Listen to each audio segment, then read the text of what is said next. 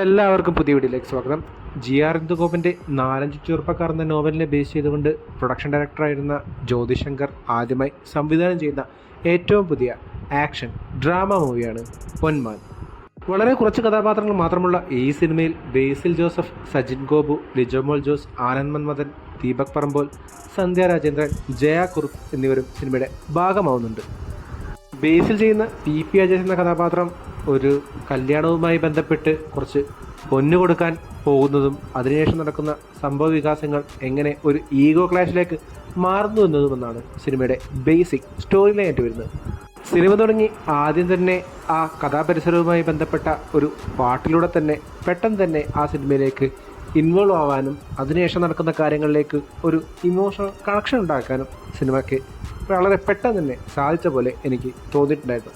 പിന്നീട് അങ്ങോട്ട് ഓരോ കഥാപാത്രങ്ങളും വരികയും അതിനുശേഷം നടക്കുന്ന സംഭവ വികാസങ്ങളും വളരെയധികം റിലേറ്റബിളായി തന്നെ എനിക്ക് അനുഭവപ്പെട്ടിട്ടുമുണ്ടായിരുന്നു. സിനിമ തുടങ്ങി ഓരോ ഇൻസിഡൻസ് കാണിച്ച് ടെൻഷൻ ബിൽഡ് ചെയ്യുന്നതായാലും അവയെല്ലാം നല്ല രീതിയിൽ തന്നെ ക്യാരി ചെയ്യുന്നതിലായാലും ഒടുക്കം വരെ സിനിമയുടെ അണിയർ പ്രവർത്തകർക്ക് വളരെ ഈസിയായി തന്നെ സാധിച്ച പോലെ എനിക്ക് തോന്നിയിട്ടുണ്ടായിരുന്നു. അതിന് വളരെയധികം ഹെൽപ്ഫുള്ളായത് GR ഇന്ദുഗോപനോടൊപ്പം ജസ്റ്റിൻ മാത്യു ഒരുക്കി വെച്ച സ്ക്രീൻ പ്ലേയും അതോടൊപ്പം തന്നെ അവയെ നല്ല തന്നെ സ്ക്രീനിലെത്തിച്ച ജ്യോതിശങ്കറിൻ്റെ ഡയറക്ഷനുമായിരുന്നു. പെർഫോമൻസിലേക്ക് വരികയാണെങ്കിൽ ഒരുപാട് ഇമോഷൻസ് കൈകാര്യം ചെയ്യുന്ന സ്റ്റെഫി എന്ന കഥാപാത്രമായി ലിജോമോൾ വളരെ മികച്ച പെർഫോമൻസ് തന്നെ സിനിമയിലുടനീളം കാഴ്ചവെച്ചിട്ടുണ്ടായിരുന്നു.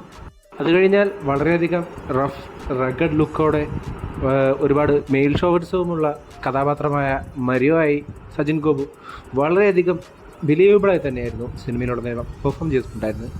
അവസാനമായി അത്ര കണ്ട് ആരോഗ്യമൊന്നുമില്ലെങ്കിലും വളരെയധികം സ്ട്രീറ്റ് സ്മാർട്ടായ വളരെയധികം ചങ്കൂറ്റമുള്ള PP അജേഷ് എന്ന കഥാപാത്രമായി ബേസിൽ ജോസഫ് തൻ്റെ സിനിമാ ജീവിതത്തിൽ തന്നെ വളരെ മികച്ച പെർഫോമൻസാണ് ഈ സിനിമയോടുനീളം ചെയ്തിട്ടുണ്ടായിരുന്നത്.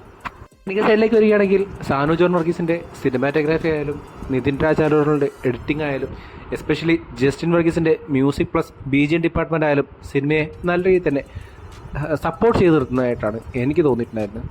ഇൻ കൺക്ലൂഷൻ, സ്ത്രീധനം, ഭർതൃഗൃഹപീഡനം എന്നീ കോൺസെപ്റ്റുകളെ ഒരു ആണിൻ്റെ പേഴ്സ്പെക്റ്റീവിൽ പറയാനാണ് ഈ സിനിമയിലുടനീളം ശ്രമിച്ചിട്ടുണ്ടായിരുന്നത്. അതിൽ വളരെയധികം വിജയിച്ചതായി തന്നെയാണ് ഈ സിനിമ കണ്ടു കഴിഞ്ഞപ്പോൾ എനിക്ക് തോന്നിയിട്ടുണ്ടായിരുന്നത്.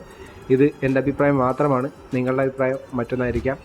അതെല്ലാം കമൻറ്റ് ബോക്സിൽ അറിയിക്കുമെന്ന് വിശ്വസിച്ചുകൊണ്ട് ഈ വീഡിയോ ഞാൻ അവസാനിപ്പിക്കുന്നു. വീഡിയോ ഇഷ്ടപ്പെട്ടാൽ ചാനൽ സബ്സ്ക്രൈബ് ചെയ്യുക. അപ്പോൾ മറ്റൊരു വീഡിയോയുമായി വീണ്ടും കാണും വരെ ഗുഡ് ബൈ.